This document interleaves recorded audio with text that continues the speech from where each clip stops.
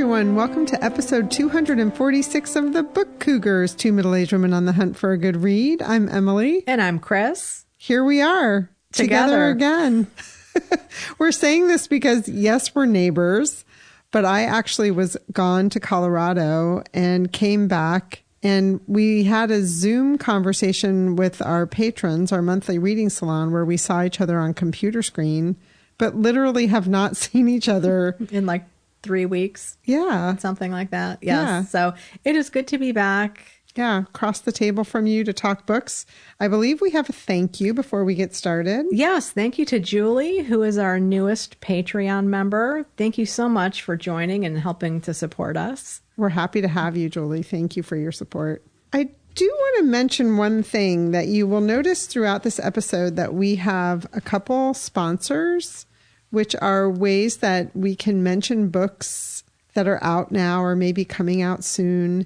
And they also help support the podcast. And we just wanted to mention that on our bookshop.org page, we have the sponsors listed there as well for you to easily go and look them up and purchase their books or learn more about them. And that link is in the show notes as well. We also have a follow-up from the last episode.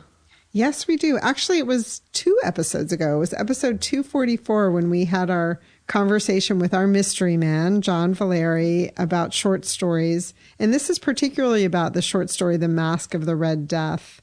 And this is from one of our patrons, Tara. Thank you, Tara, for sending us this email. She's also the co-host of Canada Reads American Style, another literary podcast. We'll put that in the show notes. She was talking about the term mummers that I mentioned, I think, when I was reading it, that I had to keep writing down a bunch of terms in that short story. And mummers and mummering was one of them. And Tara says, I'm from Newfoundland, where we have a long tradition of mummering. I think it originated in England, where a lot of Newfoundlanders originate, but I would have to check that. Anyways, mummering has been taking place in Newfoundland for hundreds of years and continues to this day.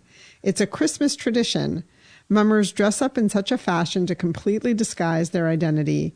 Faces are covered, sometimes in masks, but also in pillowcases and clothing. It's often gender bending in that people wear clothes that don't conform to their gender, even sometimes wearing underwear on the outside of their clothing. They go door to door in groups, and when you let the mummers in your house, you are obligated to give them food and drink until you identify them, at which point they move on to the next house. Mummering also has a dark side, which led to it being banned in the province for a period of time. However, from what I understand, it's making a comeback, but with a more celebratory slant. Then she goes on to say, as a child, I was terrified of the mummers. No kidding, Tara. Right? I know. Yes. I know. As I was reading this email, I was like literally getting sweaty. Like, this seems really scary to me. And then she says, still, if I'm being honest, now that I think about it, maybe it's where my fear of masks and mascots originates. Mm-hmm. We hear you. Thank you so much for sharing. This is so interesting. It is really cool to see that connection of something from that Poe story that was written in like, what, the 1840s, I think, to, you know, contemporary times, that tradition is still going on. Yeah. And I can see where maybe there was a reason it was banned. And I wonder if there are some rule changes as to why it's being brought back. But that's probably for another email, Tara. Yes. So thank you again for sharing. We love to hear from you all. We have some other listener comments coming up, I think, in a future segment. So, Chris, what are you currently reading? I am loving Anne Bronte, Nightwalker by Gia Haff. This is a Bronte blood chronicle. As far as I know, it's the first and only one in the series. I haven't been able to find if there's been a sequel yet. This published in 2016. It is indeed about Anne Bronte being a night walker, aka vampire. Of course, Anne doesn't really appreciate the term vampire, so she prefers night walker. But she is living in Asheville, North Carolina, working as a paramedic. And she's been there about 10 years, almost 10 years, which is kind of her limit. Most vampires in this world tend to not have a permanent home because it's so dangerous to be a vampire, especially a female vampire, when they're alpha males that are very territorial, and apparently they take female vampires and enslave them. That comes up a little bit later in the book. I don't think that's a spoiler. But Anne Bronte is a vampire, and For those of you out there who know about Anne Bronte, she was very religious and she had very strong ideas about right and wrong, black and white, all those things. Very principled, let's put it that way. That sounds a little bit nicer. And as a vampire, you can imagine somebody like that would be very conflicted about having to kill sentient beings to survive themselves. So Anne, working as a paramedic, you can imagine how she's able to get some blood to keep herself alive. Yeah, that's a really tricky idea to take on a career that gives you plenty of access. Mm-hmm. But she has this wonderful home in Asheville filled with books. And she knows she's getting to the point where probably time to move along, but she doesn't really want to because she loves her house and her everything. But then, of course, things start happening. All of a sudden, she's touched more by men than she has been in her entire life/death.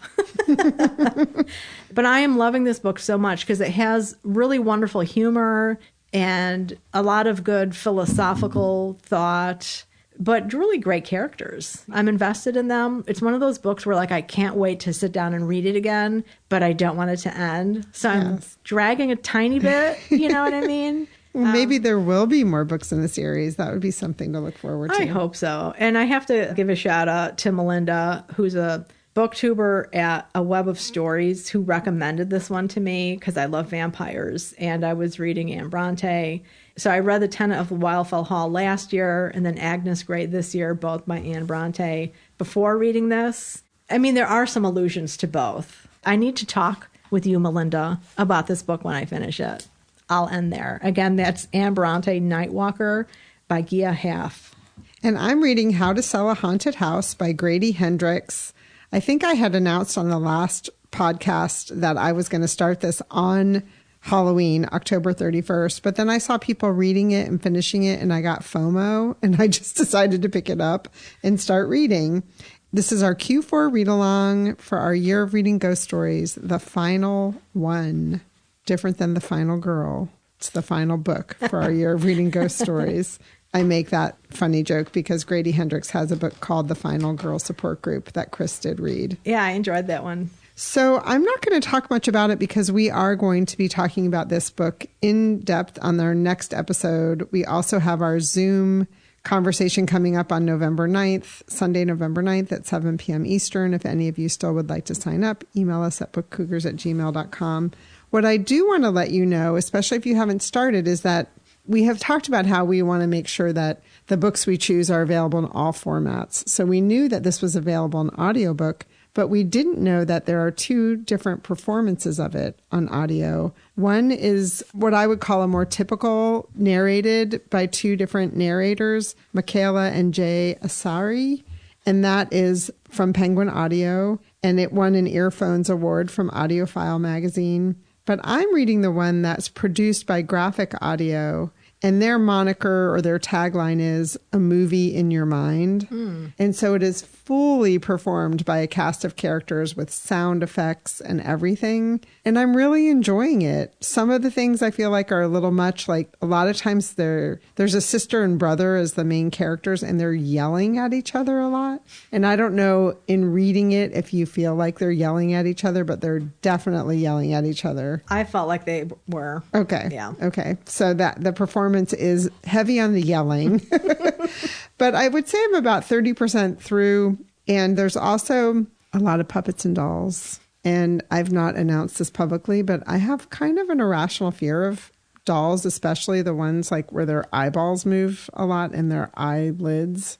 And my son Jacob went through a period of time where he had found a doll head in a playground somewhere and carried it around my house when he was about, 4 or something. And I would find this doll head in the strangest places. So it's giving me a little bit of the sweaty feels of that time period in my life. And I never played with dolls as a kid. Yeah. Did you? No, I did not either. I mean, I had a G.I. Joe. I had a G.I. Joe and a Geronimo. Yeah, I had Barbies. I don't think I played with them. Yeah. I remember getting in a big fight with my older brother because I took his G.I. Joe head off and he was really mad at me. Doll heads, here we go. Yeah. So that is definitely a thread in this novel that we will talk about more, but I was quite surprised when that became a theme. Mm-hmm. Yeah, same. Same. So again, it's called How to Sell a Haunted House by Grady Hendrix. In the just read category, I read How to Sell a Haunted House by Grady Hendrix. What a surprise. I wanted to get on it just in case I didn't want to run out of time or anything. So I, like Emily, won't talk about it very much, but I was surprised by the dolls and the puppets, and I can't say that I'm a fan of them either. But the siblings do not get along. There's a lot of yelling. Do they have Southern accents? Because this is supposed to be taking place in Charleston, South Carolina. Yeah. It's funny. I don't feel like the siblings do, but the aunt does. Okay. Like some of the family members have heavy Southern accents. Okay. But I don't feel like the two kids do. Okay. Or adult children. Yeah. Well, the sister lives in San Francisco. Right. And the brother has stayed in the area. Yeah. I was just curious about that. But yeah, yelling, I think, is what they do at the beginning. They do not get along well. So I had a couple flights. I went to visit my son Jacob in Colorado. And on the first flight, I read a book that Allison, the gentleman caller's sister, had given to me when she was visiting because she read it on her flight to Connecticut. And it's called All the Beauty in the World, The Metropolitan Museum of Art and Me by Patrick Bringley. And this is a memoir about Patrick's time working as a security guard at the Metropolitan Museum of Art in New York City. And when we first meet Patrick at the beginning of the book, he talks about, he's already a guard, but he starts going back and forth in time a little bit about being a younger brother and following his older brother from the Midwest to New York City. And his brother was in school, and Patrick followed him and ended up going to school. And as he's reflecting in time, he's talking about graduating from college and getting a job at the New Yorker. And his job at the New Yorker was to organize events. It wasn't to be a writer per se. And I'm just going to read this one section. He talks about an event with Stephen King. Hi, I'm Patrick Bringley from the New Yorker, I told Stephen King, pulling the 6'4" author out of his town car. Fans crushed in on us shouting, Stephen, Stephen. Those people were nuts. I, on the other hand, was Patrick Bringley from the New Yorker. Michael Chabon, do you know Stephen King? I heard myself say, addressing the young Pulitzer Prize-winning novelist who didn't and who depended on me for the introduction. When the event began, Chabon was first at the mic, and King and I watched from the wings. As Chabon read his short story, the master of horror bopped his head and rocked in his chair going, yeah, man, yeah, man, yeah, ooh, like he was a hepcat listening to Coltrane. It was such a strange, such a wonderful, such a flattering thing to be part of. It didn't even occur to me that I'd read neither man's books. So he was just a young, early 20s, out of college, thrown into this situation working at the New Yorker around these amazing people. And soon after that, his brother ends up having a tumor in his leg that's removed. And then they find out that it's cancer. And his brother sadly passes away, very young. And so Patrick is a little bit lost and decides to take this job at the Met, where he's staring at art and learning the ways of guards at the museum and healing his grief through that period of time. It is so beautifully written. And he talks about a lot of the different pieces of art and the rooms and the people he meets there. And in the back of the book, he has notes about every single piece of artwork that he refers to, including, which is probably, I would think, similar to archives somehow, but these numbers that you can then look up the piece of art on the Met's website or on Patrick Bringley's own website. Beautifully written. I highly recommend it. It was the perfect accompaniment to a flight. I read it in one sitting on this flight. Nice. There are also a couple literary references. Edith Wharton is referenced. J.P. Morgan is referenced because a lot of his art apparently isn't in the Morgan Library, but it is at the Met, a very big portion of it. He also talks about what happens at the museum on Mondays when it's closed. Since the publishing of this book, the museum has now started to open 7 days a week, which he says is kind of sad to him. But there was like this whole other world that would happen where guards were allowed to bring their families in on Mondays when they were closed. And then curators would take that time to walk around the museum and think about things and make plans. So there's a little bit of, there's actually a lot of inside information like that into the guards' life and the museum life. I loved it. Highly recommend it. Thank you to Allison for putting this in my hands. That sounds really great. I have a friend who did research at one of the archives at the Met. Well, she's working on a novel that's set in 1920s Egypt. And then it makes me think of The Stolen Queen, too, Fiona Davis's most recent book, which is also set in the Met in part and Egypt and deals with the curator. Yeah. Yeah. And there is something with some guards.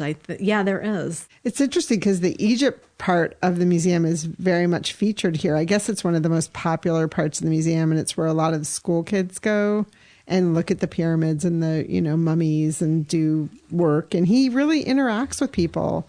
I've always thought of guards as, having to just sit there and be very stone-faced and tell people not to touch, which he said he does do a lot of, But he really would interact with people and talk to them about the art. And I thought that was really interesting part. That is interesting, right? Because when we were at the Elizabeth Stewart Garner Museum, we did see two guards interacting with people who had questions. Mm-hmm. And they were, one was a group of boys who were up to no good. Yes. And then the other one was a person who had a question about when the museum opened and whatnot, I think. Right. And I think I think he probably did plenty of that as a guard, but he also is actually really talking about the pieces of art. So almost like a docent. Yeah, exactly. That's cool. So I'm sorry, a lot of questions here, but are the guards stationed in one exhibit or do they rotate? They rotate. Okay. Yeah. And he talks a lot about that and how different spots, have a different level of interest, or if a special exhibit opens, you have to be experienced to be allowed to be in it, but how special that is to get to experience it. But also the idea of standing somewhere for hours at a time, day after day, you really see the art differently, or you can really concentrate on one particular piece of art. Or all of the little, there are lots of little tiny things there. Yeah. Jewelry, bits and pieces of artifacts. And I can imagine you overhear a lot of fascinating conversations too. Yes, you do. And just see people, dating and taking people to the art museum, people living their lives through the museum. And he is no longer working there, which wasn't because he didn't like his job, but throughout the course of the book, he marries and he has 2 children. And, he's working all weekends. And as his family's getting older, he realizes he wants to spend some time with them. And he published this book, I think, which had some success. And I think he leads tours. I did not go to his website, but I'll put that into the show notes. And I think that's how he changed jobs. He was starting to give tours of the city and perhaps even of the museum. So that's pretty cool. Totally. Again, it's called All the Beauty in the World, The Metropolitan Museum of Art and Me by Patrick Bringley. Nice. Well, I finished a book I talked about last time, Amelia Bloomer, journalist, suffragist, anti-fashion icon. This is by Sarah Catterall, and it's a new book. It came out just in 2025. I enjoyed it so much and learned a lot and gave me a lot of food for thought. Amelia Bloomer, Bloomer, you hear that word. And yes, the pants that woman wore in the mid 19th century got the name Bloomer because of her. She had a newspaper called The Lily. It started as a temperance newspaper and quickly morphed into a woman's focus newspaper, women's rights, among other things. And so she wrote about creating her own pants. And so they became bloomers because a lot of the articles that she wrote got tossed or got put into other newspapers and word spread, though, even though she was very adamant that she did not create them. She got the style from other places. I wanted to read a little bit from the introduction, just a couple of sentences here, because Bloomer was early on in the 19th century. She was born in 1818. All right. So she was a middle-aged woman already in the 1840s, firmly into adulthood. So this is a bit from the introduction that I'm going to read. Bloomer was more representative of her time in many ways than Susan B. Anthony or Elizabeth Cady Stanton, and perhaps more representative of many activists who cannot make a career of reform work. Unlike Stanton, she had little formal education, a rural upbringing, a devotion to Christianity, and no family wealth or influential connections. Unlike Anthony, she suffered chronic illness and was married with children to raise and a husband who moved away from the political centers of the East to a frontier town in Iowa. And then it goes down a little bit further about why does it matter if we remember her? And Catterall goes on to write, she offers a different perspective on the origins and ongoing struggles of the women's right movement and the fear of cultural resistance to change in our perceptions and definitions of gender. Skipping down a little bit more, studying how movements start, how they recruit people who never thought they would get involved, how they reconcile differences between factions for the sake of a common goal, and how activists carry on when nothing is getting better is in many ways more useful than the story of a final triumph. And I really like that a lot. Yeah. I've read this introduction a couple times and have like, yes, and exclamation points written in it, because I do think, Susan B. Anthony and Elizabeth Cady Stanton, they do get all the glory for a variety of reasons. They did do work, but they also wrote this mammoth history of the movement that highlighted themselves, not to disparage them at all. I don't mean to do that at all, but I love this point that like looking at a woman who made a huge contribution with her newspaper and her ongoing writing in speaking. She did a lot of speaking at a time when women didn't do that, made such a fantastic read, especially setting it up that way in the introduction. Yeah. And then throughout, there's patterns of conservative men like flipping out and being awful, like calling women all sorts of names. There's even a pastor from Tennessee who was claiming women didn't have souls. I mean, some really off the wall stuff back then. But these conservative men like flipping out, behaving very badly, and then the liberal men in the organizations threatening to resign, or then the liberals go off and have a separate meeting on their own.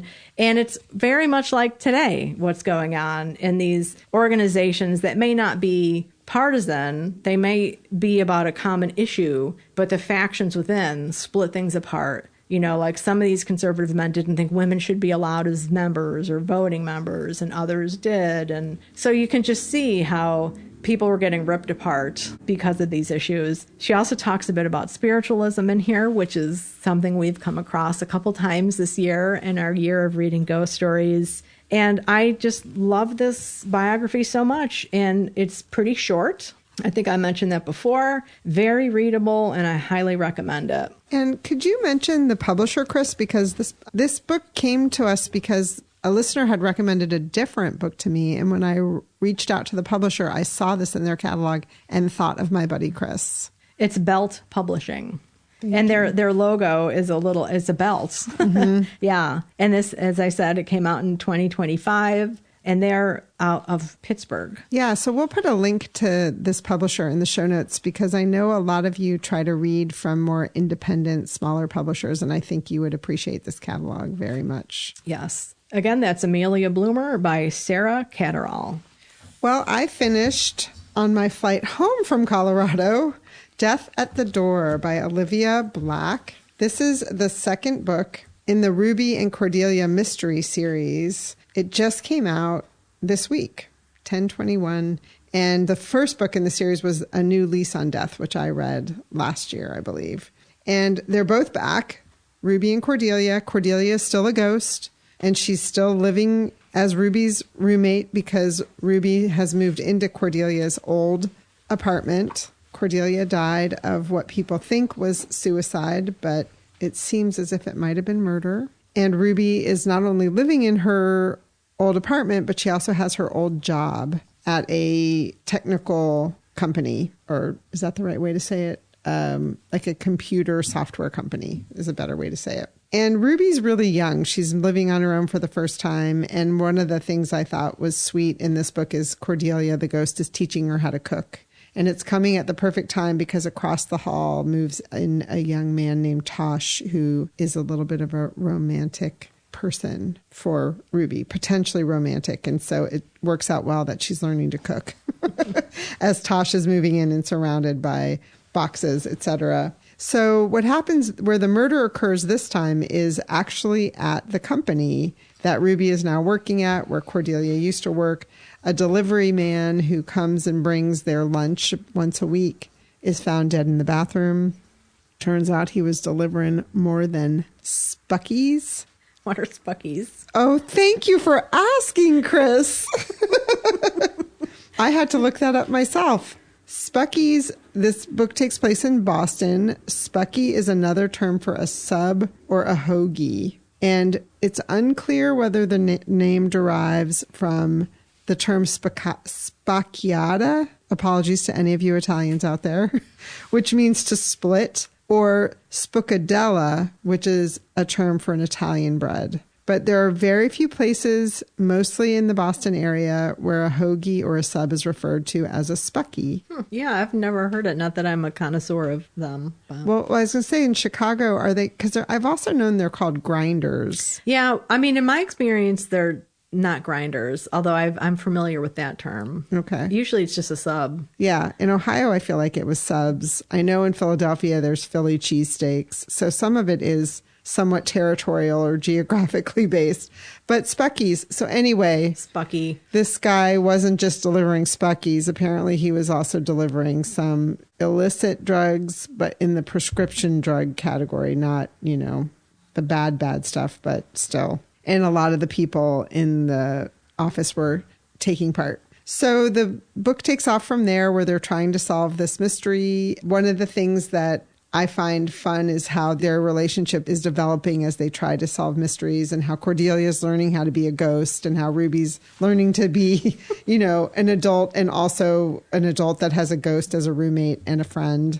And the one thing that I had a problem with in this one, and I don't remember it from the first, maybe it was there. If Ruby drinks alcohol, she can see Cordelia better. Like Cordelia kind of manifests as a real ghost instead of them having to just communicate using the magnets on the fridge. Or they also communicate using an Etch-a-Sketch. Remember those? Totally. That's great. So that was the only thing that I was like, oh, I don't like that part so much. But anyway, it was a fun story. It was perfect for the flight home, and I was glad to be back in the company of Ruby and Cordelia. Again, it's called Death at the Door. It's the second book in the series, and it is out now. So not to get too personal, but it's interesting that you talk about the abuse of prescription drugs, because I just had my annual physical, and the doctor asked, the typical questions like alcohol, tobacco, drugs. And then also, are you taking any prescription drugs that are not prescribed to you? Oh, wow. I've never been asked that. And I was like, no. But yeah, really interesting. And now that book makes me wish I would have asked more about that question. Yeah. I mean, it's really interesting because I guess in order for that to happen, there is some question about whether there are pharmacies that are participating, and is it a way to make money in a different way. And it's also fascinating to me that people choose. I'm such a rule follower and afraid of drugs in general. And it's fascinating to me that people could be in a workspace choosing to use drugs in order to do their work better, so taking Ritalin, or there's also Viagra, and things like that. Now, something like Viagra, I think sometimes people are embarrassed to ask their doctors about them.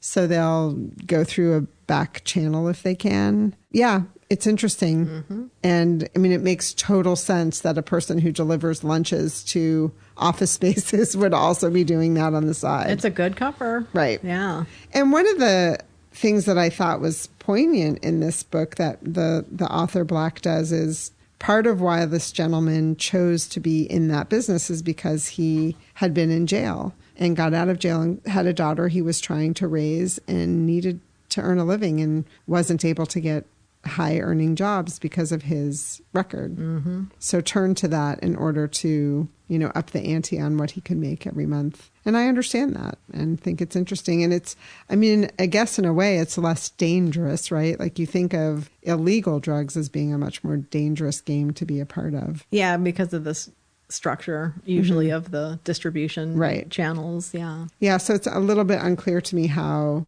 did your doctor phrase it? Prescription drugs that you are not using a prescription to get. Like, does someone have a prescription that they sell? Or is the person going to the pharmacist and actually getting these drugs? Yeah, I don't know. I mean, one of the other issues could be, I know sometimes couples or people share a prescription if they can't afford it and they're both on the same thing, they might share it and think like, well, I'm getting at least half of my dosage that I need, which is sometimes not all that helpful. Right. Interesting. Yeah. So I'm not sure. I'll ask her. I'll send her an email and ask what's the thinking behind this question. Like, is it about the person's health or is it about financial need? Because they also asked if I had food insecurity and home housing insecurity as well. So, I mean, it probably, I'm thinking would be both. Yeah. And things I can't even think about. Well, and there's also a lot of, I mean, we could go on and on about this, but there's a lot of supply chain issues in the prescription drug world right now, too. So things are, you know, getting more difficult to have or to find, I should say. Yeah. Well, we have a ghost story in our Penguin Book of Ghost Stories in our year of reading ghost stories. This was uber short. So short that I forgot I'd read it. I know when we got to Book Cougars headquarters and we were getting organized, I said to Chris, well, and we read the short story and you should have seen her little eyes bulge out of her head when she thought she hadn't done her homework. I know. I had a real sweaty moment there. But then I remembered, oh, yes, I did read it. It is The Readjustment by Mary Austin. This was published in 1909. It's like 4 pages, I think. Yes. And it was 16 minutes in the audiobook. Oh, that is very short. Yeah, very, very fast. I listened to it twice and then I read it. That's how I consumed this one. And it started off with a bang. It made me think of when we talked about the birds in the last episode in Stephen King, the article, he talked about the first sentence of the birds. And this one, the first 2 sentences are, Emma Jeffries had been dead and buried 3 days. The sister who had come to the funeral had taken Emma's child away with her, and the house was swept and aired. Then, when it seemed there was least occasion for it, Emma came back. Yes. I loved that. That got my attention right away. So finally, we have a ghost in these ghost stories. Yes. One we can relate to. Yes. So Emma comes back. This child that was taken with her sister is a child that has some developmental disabilities or delays where it's not specific. I think they actually use the term cripple, which is not a term that would probably be used in a short story written today. And it turns out that Mary Austin did have a child that had some delays. And I really liked a couple lines in this book. There's another one. Emma Jeffries had taken death as she had taken everything in life, comma, hard. That was my Period. favorite sentence in the whole story. Yeah. You know, it was a really quick one and I was left feeling like, oh, okay. But then I stopped and I thought about what is the purpose of this story in this collection, right? And to give a spoiler, you know, it's a human in the story who finally says, enough. You need to move along. But she's also coming back to address her unhappiness with her marriage. And that really got me thinking because her husband's kind of like hiding in the bushes and hiding at the store. And she's floating around, you know, trying to finish up some business that was unfinished from when she was on, you know, not a ghost. Yeah, he is not the kind of man who is accountable for anything, apparently. Yeah. And so it got me searching for, I kind of finished the first listen and was like, what? And so then I listened again and thought, oh, something's getting lost in this audiobook for me. I need to read it in print. And when I finished it, I still thought, like, there's something I'm not getting here. There's more to the story. Oh, okay. So I went out and I started reading about it. And I found this article called The Secret Meaning of Ghost Stories by Hepzibah Anderson. It was published in January 22nd, 2016. I'll put a link in the show notes. It's on bbc.com. And it's talking about the purpose of ghost stories for women, really, and why they started to use ghosts in a way to confront things. And what she says is, along with their fears and anxieties, women use ghost stories to exercise their resentments over societal restrictions. The ghost is the ultimate outsider, an absent presence, all-seeing and yet unable to partake of life in any meaningful way. And so then she goes on to specifically note, Mary Austen's The Readjustment conjures up the character of Emma Jocelyn, a woman whose life achievements amount to a, quote, little low house, a, quote, common husband, and a son who is crippled. She manages all this with a, quote, hard, bright surface competency. And yet, Austen observes, quote, Emma had always wanted things different, wanted them with a fury of intentness that implied offensiveness in things as they were. 3 days after Emma dies, she's back and trying to, confront those things like unhappiness about the societal norms placed on her. Or I think in this case, with this husband that she had, and unhappiness, it didn't seem like he had much to do with this child that they had together. That at one point, I think, I can't remember, does he or she, one or the other, accuses them of it being his genetics that caused this child. And I think for him, it's like, oh, I failed as a man. And for her, it's like, you suck. So that I really thought after I read that, I thought back to what you're always saying is like, why are these stories in this book? And when I read that article, I'm like, I totally get why this one was placed here. Can usually not show anger. So to show it as a ghost is a way to do it that might be a little bit safer. Yeah. Less consequence, for sure. Yeah. Or maybe you can take care of business in a different way.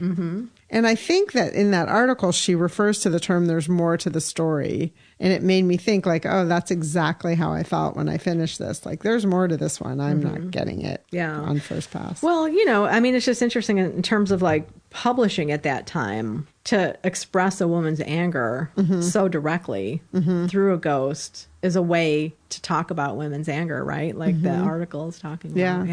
Yeah. Now, had you read anything else by Mary Austen? Have you? I had tried to read her book, Land of Little Rain, once upon a time, and I could not get into it. And it's one that I often think when I come across it, I should try it again because it's a big one that's taught a lot in like eco-criticism. And there's also a Willa Cather connection with Mary Austen. They were friends. And Mary offered Cather her home in New Mexico to write because Cather often went to the Southwest at certain parts of her life to write. And I wanted to read part of a letter from Cather to Mary Austen. And this is from June 26, 1926. So a bit later from when that story was first published. But this is Willa Cather. Dear Mrs. Austen, a week ago today, I first went up to your lovely house to see whether I could settle down to work there, and I've not missed a morning since then! ! It is the most restful, quiet, sympathetic place to work in. I do not use your little study, but sit in your dear little blue plush chair in the corner of the library. I hope I don't wear that chair out. Open the screen portion of your big window, and there I sit and write on my knee. I like being in that fine big room with so much space about me, and the breeze comes in comfortingly at that window.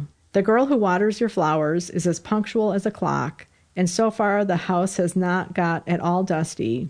What a satisfying, real sort of house it is, and what a generous friend you were to give me permission to work there. So and then she goes on. But I just love that. So lovely. And I love the idea of writing by hand, too. Like, imagine, would you sit in a blue plush chair right now with your laptop? Or, I love how she's writing upon her knee. So nice. Yeah, completely. And she underlines that the word real sort of house. I like that, too. That says a lot about the kind of space that people consider a house and a home. Yeah. Thanks for sharing that. That's so cool. Of course. It was a nice coincidence because I was just like, is it that Mary Austen? And it was. I was kind of surprised. So cool. So next up is our last short story in this collection. Yes, it's an Edith Wharton. So we're leaving this book with good hands. Is that a good way to say that? Yes. We're ending this book in good hands. Yes. Put it that way. It's Afterward is the name of the story, which you've read before. Now, we're not going to talk about this on episode 247 for any of you people who might, by any chance, still be reading along with us, because we're going to be talking about how to sell a haunted house on the next episode. So we are saving this for episode 248. And if you're one of those folks who've written to us and said you've dropped off with this book, if you still own the book, you might want to give this story a try because it's Edith Wharton. It's pretty straightforward. I mean, language-wise, style-wise, it's not convoluted like Henry James, even though they were friends. And it's a good story. It's about two Americans who are looking for a house to live in England. And they find one. Well, and I will say that's one of the things about Mary Austen's sentences. When you said that you had a hard time with her novel, I could see it because her sentences aren't like super clear to read. Well, it's like nothing really engaged me from what I remember. And this was like 30 years ago when I tried to read it, I think. It wasn't grabbing me at all. Interesting. Yeah. Well, I also read one more book, A Marriage at Sea, a true story of love, obsession, and shipwreck. And Mr. President Obama chose this as one of his top summer reads of 2025, which I think is why it was on hold for me at the library. There could be some other reason. I don't know. I looked to see if it was on any awards lists and didn't, but I think a patron recommended that book during one of the Patreon reading salons that we have. I bet that was it. Yeah. I'm so sorry. I think Anne, was it Anne who may have mentioned it? Yeah. That makes a lot more sense. Thank you, Anne. I mean, Obama too. Who knows? Well, Anne and Obama both have excellent taste. Yes, they do. And it is blurbed on the front, a dazzling book by Patrick Radden Keefe, who's another great nonfiction writer. I tore through this book. It is about a marriage of Maurice and Marilyn. They're an unlikely couple. He's awkward, big, was a loner. He was raised in a large family and had tuberculosis as a young child and ended up having to spend quite a bit of time convalescing at home alone. And I would probably diagnose him with something like Asperger's. That did not come up in the book at all. That is my sidebar. But just has a little bit of a hard time relating to people. Whereas Marilyn is a real go-getter. She's younger than him. She's slight. And they marry. And in 1972, after they had already purchased a house and started to settle down, they both decided that they had a dream to build a sailboat and go out and sail the wild seas. They sold their home. It took them a while to get everything ready to learn how to do a trip like this. And they decided they were going to sail from England to New Zealand. And everything was going quite well until a whale started thrashing about early one morning. It was bleeding, it was dying, and it smashed their boat. And they spend a few minutes trying to plug up the hole and see if they can stay afloat, and quickly determine that they can't. So throw their lifeboat out, their life raft, and their dinghy, and whatever they had the time to grab, and ended up on this makeshift lifeboat dinghy contraption that they tie together for 4 months. Yes. It is so intense. I mean, Chris and I live on the water, we look at water. So I'm reading this book and looking at a very calm bay and thinking I wouldn't even want to be out on our bay for 4 months in a dinghy and a raft. They are on the open seas trying to figure out how to survive.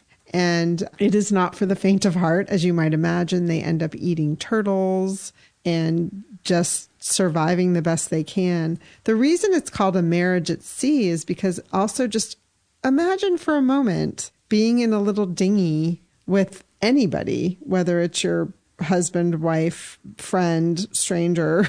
You get to know each other a lot better than you knew each other the way you were living before. It's written so well. It's very short. Spoiler alert, they survive. Because I wasn't sure as I was reading it. So I'm sorry if that spoils this for anybody. They do survive. And unbelievably, they decide to build another ship and go back and set sail again. Oh, yeah. Good for them. Really? See, to me, I was like, y'all are nuts. Yeah. And they do. And they, go on to tell the tales of that. They have they become somewhat famous, having been lost at sea, write a book, and the proceeds from that book are what allow them to build their next ship and go back out to sail the seas. I highly recommend it. I did not check to see about an audiobook, but that could be an interesting way to, listen to the story. Again, A Marriage at Sea, a true story of love, obsession, and shipwreck by Sophie Elmhurst. Wow. It's amazing that they were able to catch turtles, because I had read, several shipwreck books set in pre-20th century times when food is not available. Mm-hmm. Yeah. And what that does to the human body, and your thoughts about another human being in the boat with you. Yes. Well, it's funny you should mention that, because the gentleman caller and I had several conversations about cannibalism as I was reading this book. Yeah, they're very industrious, the two of them. And Maurice, the man, attributes his survival to Marilyn. That every day she got up and said, today's another day. We're going to survive. We're going to do this. Because he was a bit of a, I wouldn't even use the word curmudgeon. I mean, he was just, it had a difficult personality. And there was something about their relationship, their marriage, that she brought out the best in him and really helped him. I mean, and I wondered that myself. Like, would I have just been like, oh, I'm just going to flip. It wouldn't be hard to flip myself over. Yeah, I'm going to go for a swim. Yeah, exactly. See ya. Oh, speaking of swimming, you want to know the best part? Marilyn didn't know how to swim. Oh, wow. Can you imagine? And she would say, like, I just figured I'd make do if I had to. I mean, that's a lot of sailors used to not know how to swim. I can't. Because it was like a superstitious thing. Like, interesting. If you don't know how to swim, the boat won't sink. Well, it worked for her. Or if it does, you'll just die. Yes. And you won't suffer as long. Yeah, you won't. Yeah, you won't try as hard. Wow. Yeah. Do you think she's learned how to swim since? She's no longer living. Oh. Yeah. Oh. She passed away in her 60s, unfortunately.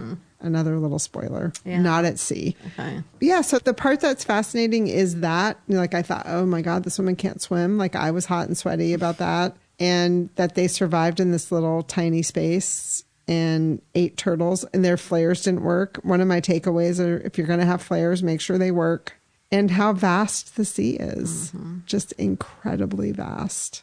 Which we all know. I think they had floated something like 900 miles off course. Wow. Yeah. And there's one scene where it is torrential rains, giant waves. And they're on, like, a dinghy and a life raft. Oh my God. Yeah. That I can't imagine. I mean, some of the stories I've read of, like, women who row across the oceans, they're in these rowboats that are covered, they have tops and everything in there, so they can roll if they hit big waves, or like one was hit by a ship. And to be in an open dinghy like that, I can't imagine how horrifyingly frightening that was during a storm. And the storm water was great because they needed fresh water, but on the other hand, they had to not drown. That's the other thing. You and I are both big water drinkers. We're sitting here with bottles of water. To look out at that vast water and know you can't drink it and you're so thirsty. Yeah. The torture of that to me is mind-blowing. Yeah. Sounds like a good one. Yes. Sophie Elmhurst, A Marriage at Sea. This episode is sponsored by Epic and Lovely by Mo Davio. It's out now and it was a September 2025 Indie Next Pick. Here's what author Lydia Yuknovich says about it. This book is a love bomb, a love bloom, a love letter from a soul on the edge of death who talks back, cracks wise, and throws down wisdom. Davio reminds us that death always kisses birth, living always births dying, crying keeps us whole, and laughter is good medicine. I swooned. That's Epic and Lovely by Mo Davio, available now. Check the show notes for links. Well, Chris, did you go on any Biblio adventures? Well, I did. I actually had one in real life out on the streets.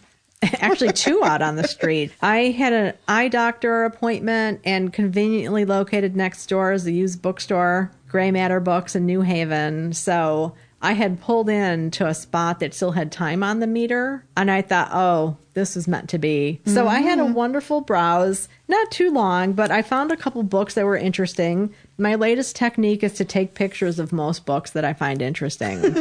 And then I'll look and see if the library has them at a later date. Yes. Or I'll see them on my phone months later and think, like, why did I take a picture of that? Delete, I did leave with one book in hand, Willa Cather, The Culture of Belief. This is a collection of essays edited by John J. Murphy, and it's one I did not have for my shelves. And it's one that I urged Colleen to buy when we were at the Willa Cather bookstore in Red Cloud, Nebraska. this summer. So maybe, not to put Colleen on the spot or anything, maybe we'll pick an essay and buddy read it. So that was a fun, unexpected little jaunt. Well, I had a couch biblio adventure that was just one of those like flicking through the streaming and deciding to watch a movie, which was A Star is Born, the most recent version with Bradley Cooper and Lady Gaga. I've watched it before. I am not a rewatcher. I don't know what got me that night, but I watched the whole thing.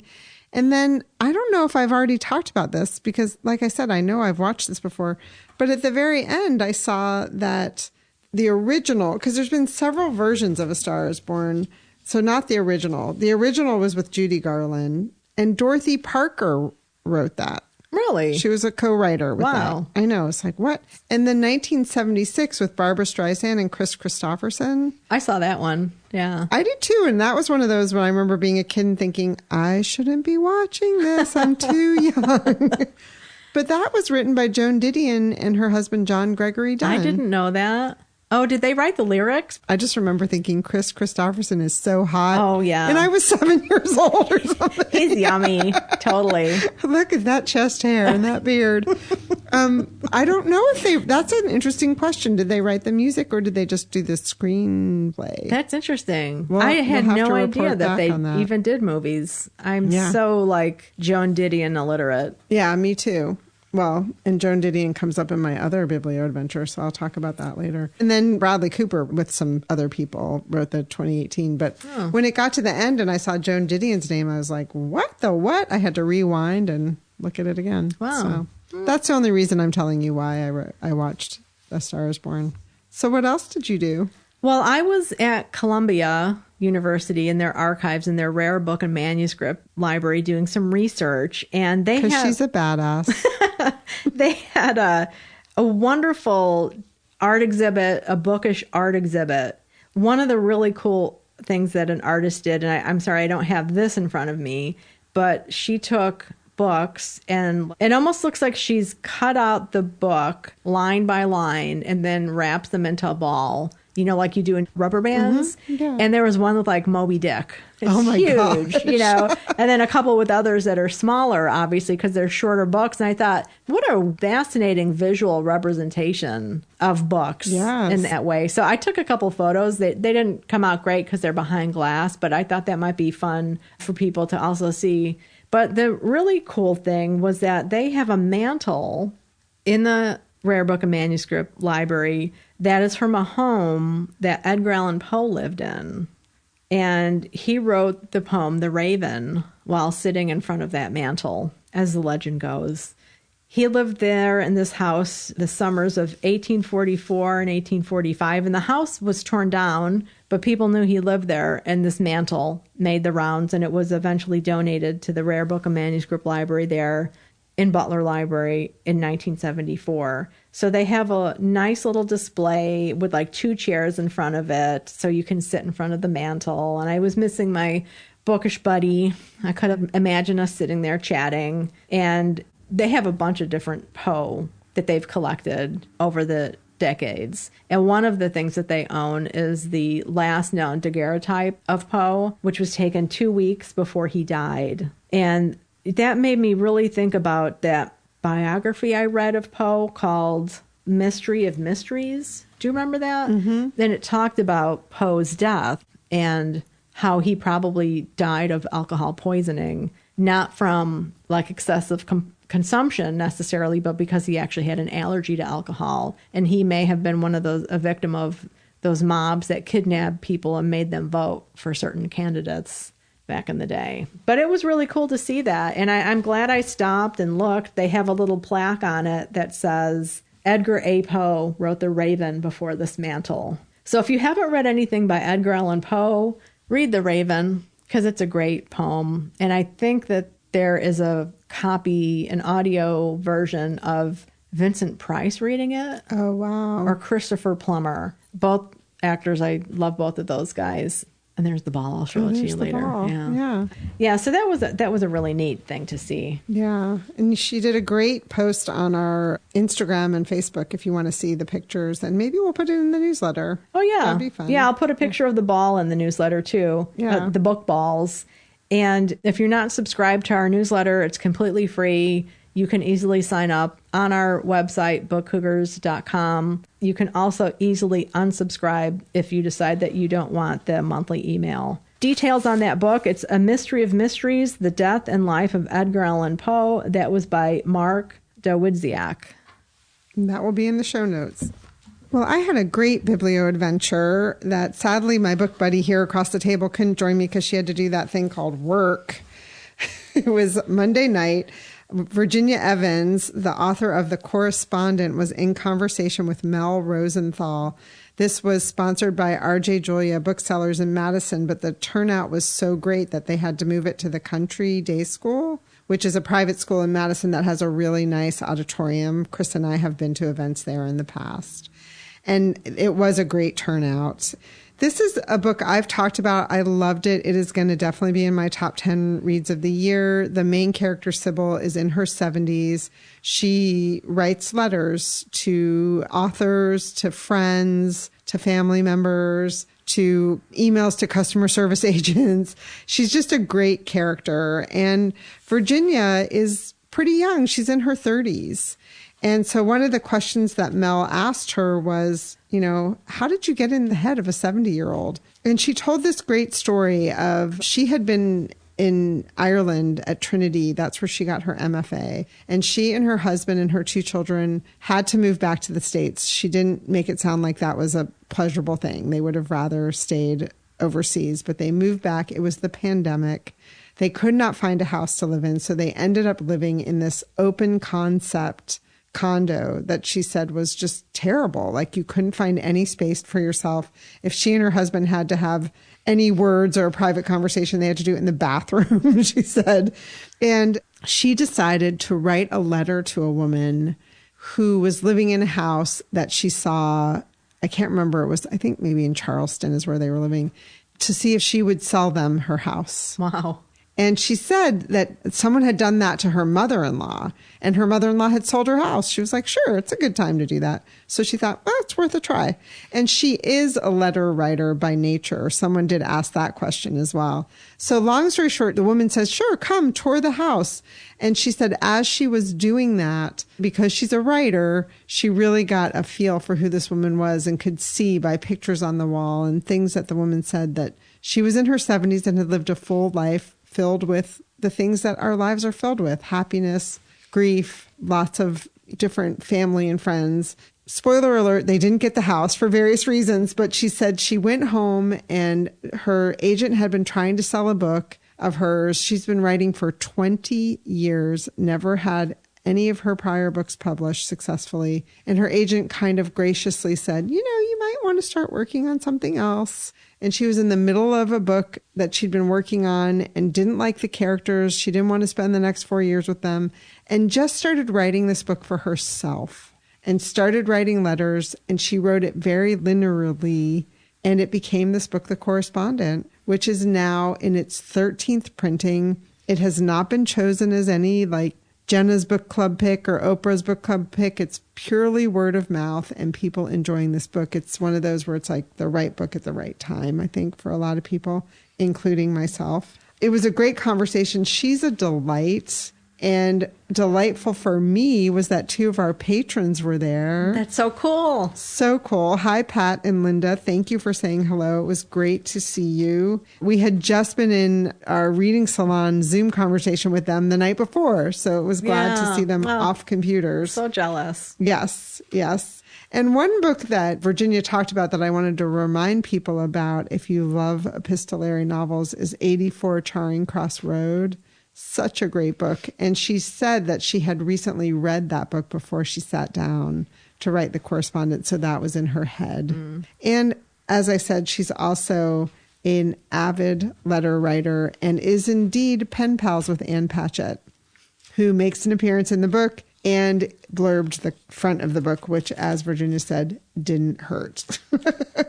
One thing she said that I thought was really funny that I thought listeners would appreciate is, again, she was writing it for herself. She never thought this book would sell.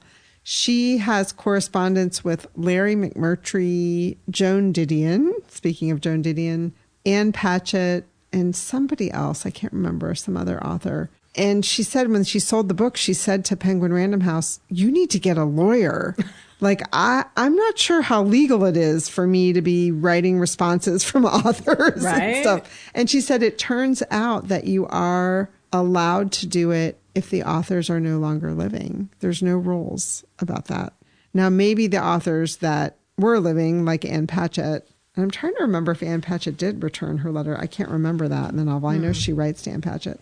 That it's okay. That legal was like, it's fine, which really surprised me because some of these like big wigs, you'd think that there are people who are managing their estate that would have opinions about that. You know, it's really interesting. I'm thinking about the Anne Bronte book I'm reading, you know, the fictionalization of authors, but you can't take their copyrighted material. Like you could make a character out of J.K. Rowling if you wanted to. Why would you? But like you can't take the Harry Potter characters. Right. And because they're licensed, right? But this was just correspondence. I think what she meant is like, I wrote like I was Larry McMurtry, you know, because she writes a letter that Larry McMurtry is writing to Sybil in the book. Yeah. Fascinating. So, but it's just a person. It's a public figure. So, and it's fictionalized. Like, it's not like she's then going to try and take the letter and pass it off to, what was that movie we saw? Oh, starring Melissa McCarthy. Yeah. That was based on a true story. Can You Ever Forgive Me or something like that, where she passed off all of these letters from famous authors trying to sell them to collectors or to dealers for collectors to buy them to make money. That you couldn't do, obviously, but you can make up stories with authors that are living and letters. And So, but I just thought that was really charming that she was like, oh no, what have I done? And she said, had I known this would be published, I probably wouldn't have written as Joan Didion. Well, right. I mean, it is kind of tough. I'm just trying to think about all of the stuff that I've come across as a reader where like a writer will say like, God, I was, the whole draft of this book had these songs in it. And then I found out, I can't publish it. I have to choose other songs or make stuff up. And it just doesn't work as well. Yeah. Or maybe even works better if you have to make stuff up. Who knows? But how tricky. Yeah. It was a great event. She is definitely on tour. If you get a chance, read the novel and go see her. I have so many questions. Oh, please. Like, she has an agent and she has been writing for 20 plus years and hasn't had anything published. Like, that's a pretty dedicated agent. Like, it's not easy to get an agent. That's pretty cool. I mean, I didn't ask if it was the same agent. Nobody did ask her that. Yeah. But, well, still. Yeah. I mean. No, she's had a long path to publication. Well, definitely not an overnight success, as people like to say. I can't wait to read it. I'm glad she stuck with it, and that is probably one very happy agent right now. Yes, just really great. So we had a joint Biblio adventure that we did from our own couches at home. Yes, we watched The Birds, Alfred Hitchcock's 1963 movie that was loosely based, I guess we should say maybe inspired by, might be a better word, Daphne Du Maurier's short story, The Birds. Which we talked about on episode 245. What did you think? Well, I remembered a lot of it from when I watched it as a kid. The Tippi Hedren character, the main woman character, was a lot spicier than I remember. She probably just seemed like an old lady when I saw it as a kid, but she's in the beginning dressed in this suit. It's green lime suit, right? A 1960s kind of businesswoman socialite suit with her little high heels crossing the street in San Francisco. Yes. Yeah. And I thought she was pretty, I want to say ballsy. That's not the right word. I thought she was a pretty interesting character. And I have to say, and let me just say this and get this out of the way, but like having just recently watched To Catch a Thief, Hitchcock's adaptation of the novel To Catch a Thief, which starred Grace Kelly, another blonde-haired woman, there were some similarities. Like two pretty blonde women driving convertibles on curvy coastal roads going way too fast. I was just like, wow, this is kind of weird to be watching these so soon. Okay, I just have to interrupt by saying one of my favorite parts of the movie was when Tippi Hedren is like screeching in her convertible along the highway. She's got these lovebirds in a cage, and it cuts to the lovebirds like twisting and turning and twisting and turning. Oh my God, it was so funny because they're so fake, of course. Yeah. I mean, you know, but I Right. just thought that's such an Alfred Hitchcock move. Totally. Yeah. But I thought she was a pretty compelling character. I mean, you know, she's kind of she's in trouble legally, and we don't want to give a whole synopsis of it necessarily, but you know, she's a woman who is realizing she needs to grow up, right? Yeah. We find out throughout the story. So, I mean, it's completely different than the short story. The short story is about a farmer in rural England. Yeah. And this is set in 1960s California coast. And she's a socialite from San Francisco. Daddy owns a newspaper, so they're really wealthy. And she's taking these lovebirds to the man's house that she just met as a prank. Right. Because he's a lawyer and they met in a courtroom because she was there because she was in legal trouble for another prank. So she's a prankster. She's a prankster. Yeah. And there's so many more characters in the movie than there were in the novel. The novel was really confined and dark. And this was, you know, on this beautiful, a lot of it's in this Bodega Bay, beautiful part of California. And I thought it was so different. Yeah, very. The bird thing is the only thing that is similar to the short story, that birds are starting to suddenly attack human beings. Right. And it's escalating. Yeah. And there is a lull. They don't equate it in the movie to the tides as the character in the short story figures out, but that little reprieve gives them some time to do certain things. Like, I guess in the book, in the short story, they close the windows and put boards over them and things like that. But you do that for vampire apocalypse too. And how well does that work? So what did you think overall? Now, was this your first time fully watching it? You mentioned that okay. I took a class in college where we watched films, but I'm pretty sure that the one we watched by Alfred Hitchcock was North by Northwest.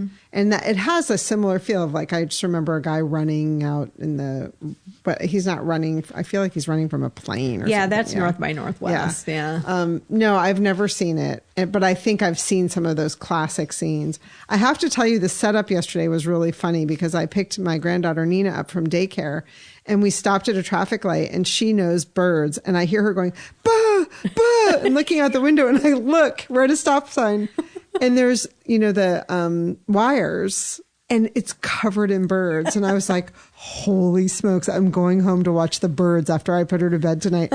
Foreshadowing. But I didn't love it. Like, it didn't keep my attention very well. I'm embarrassed to say, like, I really wanted to hit fast forward. I loved the part, like the very opening scene, Alfred Hitchcock walks out of the pet store with dogs. I know that's like a classic Alfred Hitchcock. He's always in the movie at some point. But I just thought it was kind of boring. I hate to say it. Yeah. Well, Jessica Tandy played the mother. That surprised me. I was like, oh my God, like, that's Jessica Tandy. Yeah. Granted, in probably the 70s when I saw the film, or maybe it was the 80s. I don't know. I didn't really know who Jessica Tandy was. Yeah. Because for my generation anyway, it was like Driving Miss Daisy and then Fried Green Tomatoes that like brought her to my attention. Yes, she was much younger in this for sure. Would you be interested to know what Stephen King thought of the film? Sure, please. This is in the Guardian article that I read from in the last episode. The film version of The Birds, overloaded with a love match between Hollywood pretty people, Rod Taylor as Mitch and Tippi Hedren as Melanie, to go with the bird attacks, bears almost no resemblance to Du Maurier's story. The setting is California's sunny Bodega Bay instead of cold and overcast Cornwall, England, and the number of characters has been expanded. The only real similarity between the story and the movie lies in their endings. In the film, Mitch and Melanie escape while thousands of roosting birds are resting between attacks. What happens later is up to the viewer to guess. The conclusion of the Du Maurier story is even more chilling in its flat narration.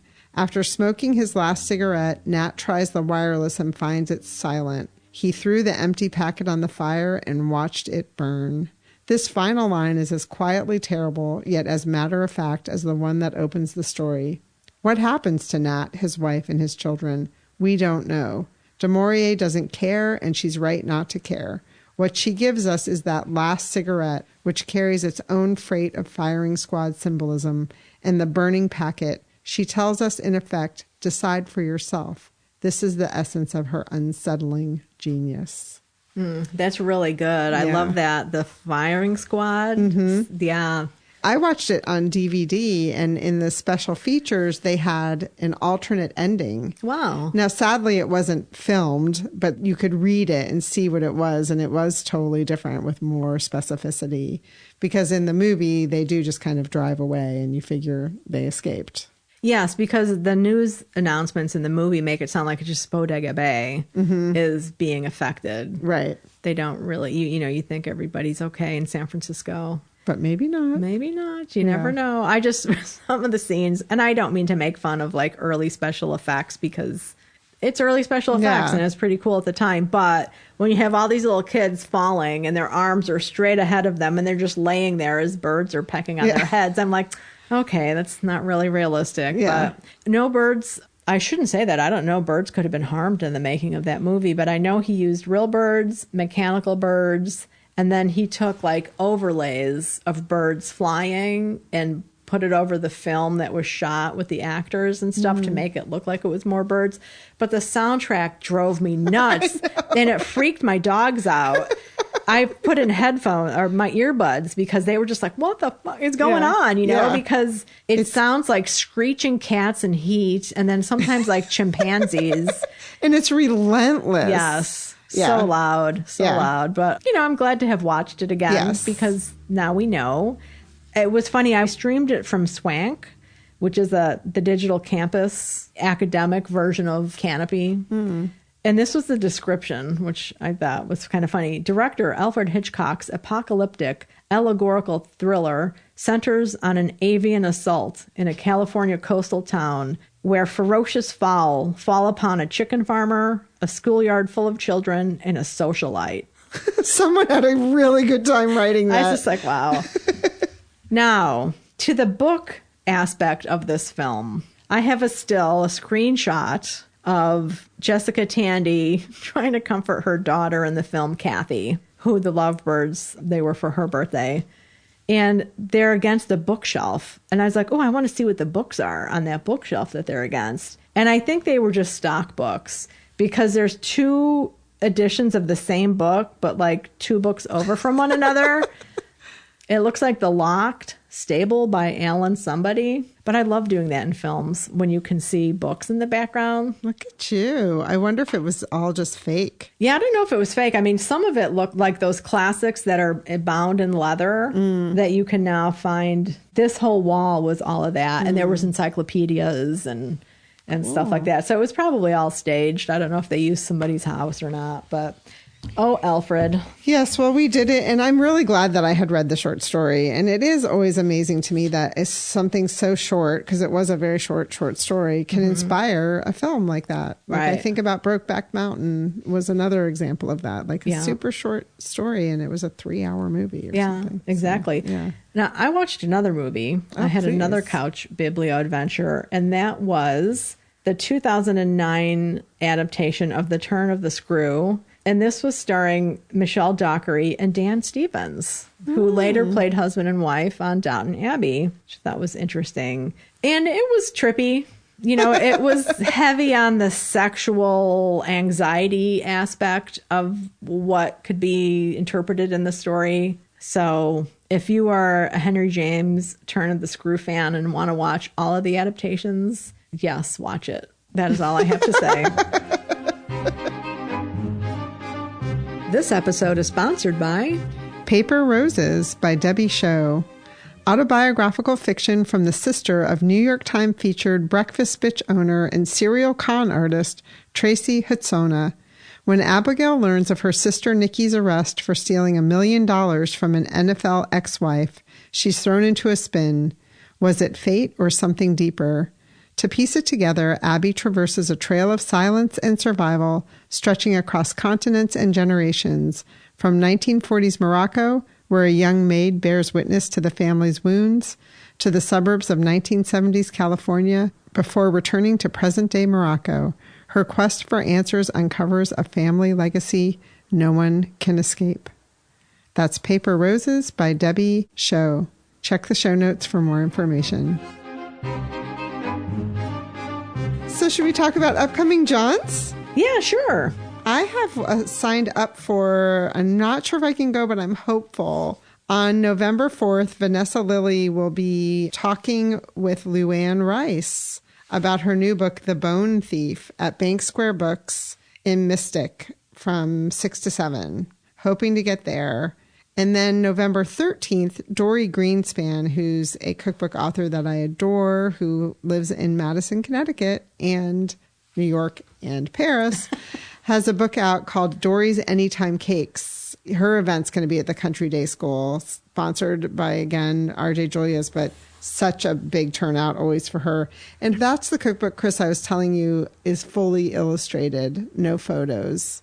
And the illustrator on that is Nancy Pappas. And I did sit in on an interview with the two of them last week through Cherry Bomb to learn more about their relationship. But I would love to see Dory in person. Nice. Yeah. Well, the only thing on my upcoming list, unfortunately, I can't attend those events with you because of WORK. WTF. Just kidding. We all have to work. Is you and I on November 20th are going to be going to Cambridge, Massachusetts. Yes, we are. And Chris has some archival research to do, but we're also going to go to the Harvard bookstore where Oinka Braithwaite is going to be talking about her new novel, Cursed Daughters, with Hannah Halperin at 7. She's the author of My Sister, the Serial Killer, which is a short novella length novel that I enjoyed so much as an audiobook. It was in her top 10 the year she read it. So we're really excited to see her in person. So if you're in Cambridge, join us for that event, 11:20. And all of this will be in the show notes, by the way. So what about upcoming reads? Well, The Bone Thief by Vanessa Lilly, which I've had on my stack since we got it here, and I can't wait to read that. And then one of our listeners, Claire, thank you, Claire, wrote in about a novel called The Last House on Needless Street by Catriona Ward. I know we've had another book of hers at Book Cougars headquarters, but I read about this one and I was like, why didn't we choose this as one of our read-alongs? It sounds so good. Wait, what was the title? The Last House on Needless Street. Okay. I read one of hers that was really creepy and scary. Yeah, maybe that's why we didn't choose it. It is horror, and Claire says it has a great twist. Okay. And I believe it won a Bram Stoker or something. And I know she's considered to be one of the best horror writers out there. Yeah. I need to try that one again. I just wasn't in the mood for that kind of book at the time, I think. Yeah. Like scary? Well, yeah, scary. And I think there was some cruelty maybe. I'm not 100%. I should not even be talking about it because I could be mistaken it with another book. Well, it's on the shelf at Guilford Library, so I'm going to pick it up. Cool. And then we'll see if it's too scary for me. I'll fling it over the fence to you because I can see that it just may be.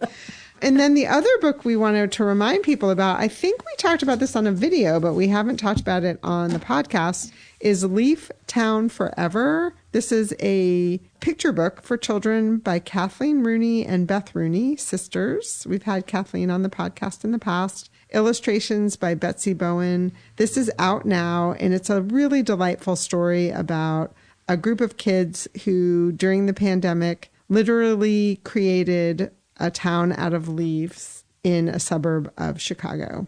Really sweet illustrations. This would make a really nice gift for any kids in your life for the holidays. Again, it's called Leaf Town Forever. Nice. Yeah, they're in Oak Park, Illinois. Yes. I lived in Forest Park for a while, right across the way from Oak Park. And for Rooney fans, I saw she just announced her next novel is coming out in 2026, and it's called Man Overboard. Mm-hmm. Great cover. Yeah, can't wait. I have Black Wolf by Louise Penny that just came out this week. Well, last week now when this episode goes live. Usually I jump into those right away, but I just couldn't this time because of other things.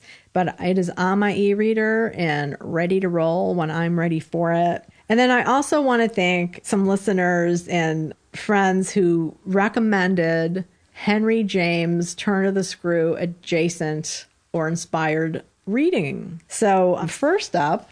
Yeah, we weren't very kind in some ways to Henry James in the last episode. So people had some opinions in a good way. Yeah, they did. So first up is Sherry had recommended Elizabeth Jordan's The Lady of Pentlands. And she said, it's a tribute to her friend, Jordan's friend, Henry James. It's a gothic mystery with a wife/governess, a creepy child, and lots of strange happenings. It's also a critique, one she used in several novels, that marriage is often the only means of economic survival women have. So in this book, Elizabeth Jordan's The Lady of Pentlands is, or I should say was, originally published in 1924. And I was able to find a pretty nice copy of it through, I think eBay is where I found this. And what I love is that it was originally sold through the Old Corner Bookstore in Boston, Mass. It has their sticker on the inside. Nice. I love that kind of stuff.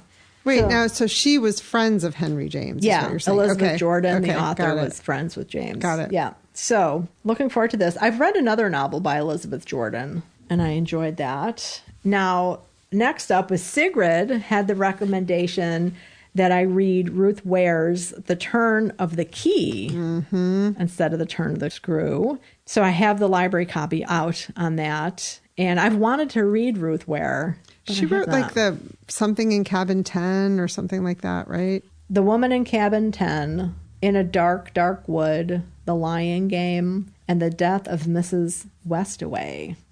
So yeah, Ruth I know Ware. hers are supposed to be real page turners. Yeah, super looking forward to that. And then Sonia also wrote an email. We really appreciate this, Sonia. I'm just going to read the email. She said, I just listened to the pod about your experience reading Henry James, and if you're interested in his life, which I had said I was kind of interested in a biography, you might want to try reading a novel about him by the Irish novelist Colm Tobin. It's called The Master, and it takes facts from James's life, and especially his friendships, and creates this artful novel mostly set during his middle age. He grapples with his sexuality and tries to help his friends as he becomes a highly influential author and critic. And then she goes on to share a story about her time as an English undergraduate. And so she had to take a literary theory course, and I'm reading her email again. The entire semester used The Turn of the Screw and applied various types of theories to the novel, examining it through those lenses. So one theory was feminism, one Marxism, one that's all about the reader and the text called reader response, and another that used psychology. There were more, but I've forgotten. I thought it was so fun. What a nerd. It was a once-in-a-lifetime experience, and spending so much time thinking about one book. You should see my annotated copy. I wrote so many notes in the margins and circled so many words. So thank you so much for sharing that, Sonia. I mean, it's a fascinating experience to be able to do that. And I had something similar when I was an undergrad with one of Edgar Allan Poe stories called The Purloined Letter. There's actually a book that class used called The Purloined Poe, Lacan, Derrida, and Psychoanalytic Reading that we used a lot to look at that one short story over the course of the semester. Yeah, I mean, what a pleasure to be able to dip into something, and just take your time with it, and then also be able to talk about it with a group. Yeah. It really lets you see like what literary theory is, that it is a lens that you use to look at a work, and then so you can see how different lenses interpret works different ways. And, it would be really nice if all readers could have a class or an experience like that. I think it would help people find books maybe that they're interested in, and then understand why they may not like a particular book or why they do. Just a thought. But, it's kind of hard to find classes like that aren't in an academic program. Right. Maybe the Book Cougars should start one. We should have a literary theory class around one work. Or maybe we'll just stick with our monthly reading salons. No, it's an interesting idea. I mean, we've been doing it with the genres, right, through the course of the year and doing the best we can with that. But I know. I was just joking. I know. I was in grad school in the 90s when literary theory was like, it was non-negotiable. And it just got to be brutal. It felt like nobody liked books. That's how it started to feel. And it's kind of like, well, what are we doing here? Well, isn't it nice for you to be able to look at books differently now? It is. I tell you, as much as people bemoan what social media has wreaked on our culture, it has also given me so many wonderful friends. Yeah. You know, social media and podcasts to really be able to nerd out with people about books. Yeah. And we're so grateful for all of you listeners. Yes, we are. That you do that with us. So I think that's it. Did we forget anything? Just a shout out that the video conversation that I did with Sean Breathes Books and Dorian and James about Edith Wharton's Old New York is now available on Sean's channel. And we'll put a link on the show notes to that. And I think otherwise it's probably time for us to stop recording. And let you all get back to reading. Yes. We wish you lots of happy reading. In the Out Now category, these are books that we've talked about previously on the podcast and are now published. Wreck by Catherine Newman, Witches of Dubious Origin by Jen McKinley, which I'm still working my way through, and then Ladies in Waiting, the book of short stories that have to do with characters from Jane Austen. Adriana Trajani does an intro, but then there are, I believe, 13 different authors that write these stories. Thanks for listening to The Book Cougars with Chris Wallach and Emily Fine. We'll be back again with another episode in 2 weeks. Until then, come chat with us on social media, Goodreads, or email us at bookcougars@gmail.com. If you'd like to help support our podcast, please tell others about us, leave a review wherever you listen, and consider becoming a patron. Even $1 a month is a big help. Learn more about that on our website, bookcougars.com, where you'll find the show notes for this and all of our past episodes. Thanks, everybody. This episode was edited by Pat Keogh Sound Design.